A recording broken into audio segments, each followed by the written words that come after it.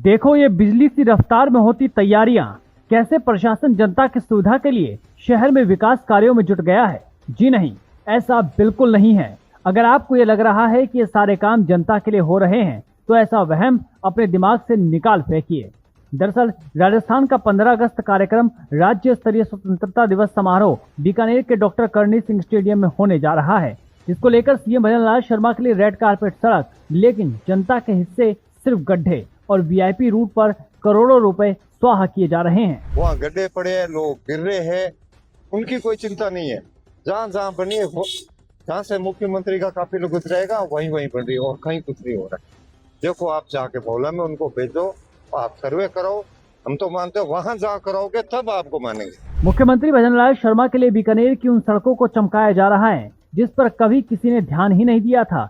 विकास कार्यों की रफ्तार अचानक तेज हो गई है। टूटी सड़कों को तैयार किया जा रहा है, डिवाइडर को रंगरोगन किया जा रहा है, सालों से बंद पड़ी लाइट को चालू किया जा रहा है, जो नाले खुले पड़े हैं उनको ढका जा रहा है, खराब हो चुके पेड़ों को हटाकर दूसरे लगाए जा रहे हैं। लेकिन ये विकास कार्य वहीं हो रहे हैं जहां से सीएम भजन लाल शर्मा का काफिला निकलेगा, यानी कि बीकानेर में हो रहे विकास कार्य जनता के लिए नहीं, मुख्यमंत्री जी के रोड शो के लिए किए जा रहे हैं।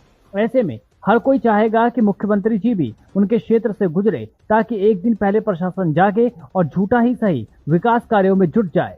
लेकिन आप आके देखो हमारे रामपुर बस्ती में क्या हालत है। वहाँ हमारे नालियाँ भरी हुई है, हमारे वहाँ सारी सड़कें टूटी हुई है, हमारे लाइटों का कोई प्रबंध नहीं है। लेकिन उनको ये तो कहो सर को कि सर आप आकर एक बार वहाँ के देखो सही हमारी स्थिति क्या है।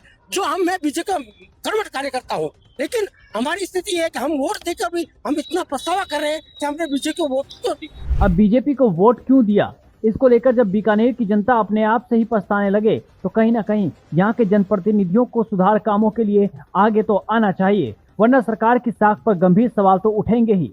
और उनकी लापरवाही की वजह से मुख्यमंत्री भजन लाल शर्मा पर भी सवाल उठने तय हैं। वो सड़कें जैसे शाही सवारी निकलेगी मुख्यमंत्री की, उनको छोड़ के बीकानेर की अन्य सड़कें और गलियां जो हैं उसमें सीवरेज की हालत, सड़कों की हालत, नालियों की हालत, अपराधीकरण की हालत, अगर ये देखें बढ़ती हुई महंगाई, बेरोजगारी, मुद्दे तो ये हैं।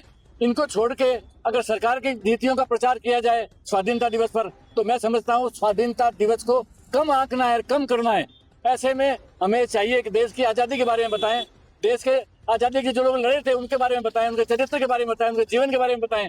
लेकिन आज के मुख्यमंत्री के बारे में वो और उनकी पार्टी आजादी के समय कहीं थी नहीं। वहीं दूसरी ओर आपको बीकानेर की उस गलियों में लेकर चलते हैं जहां पर मुख्यमंत्री का काफिला नहीं गुजरेगा और इसलिए उनकी हालत ज्यों की त्यों ही बनी रहेंगी। गणेश जी से आशापुरा मार्ग पर जाने वाली रोड पर आप देख लो, चारों तरफ पानी जमा हुआ है और रात को अंधेरे रहते हैं। यहाँ रोशनी की व्यवस्था भी नहीं है और आवागमन भी बाधित होता है। आप देख लो पूरे रास्ते में गड्ढे पड़े हुए हैं और कचरा पड़ा हुआ है, आप देख सकते हैं, और पानी भरा हुआ है जिससे राहगीरों को आने जाने में मुश्किल होती है।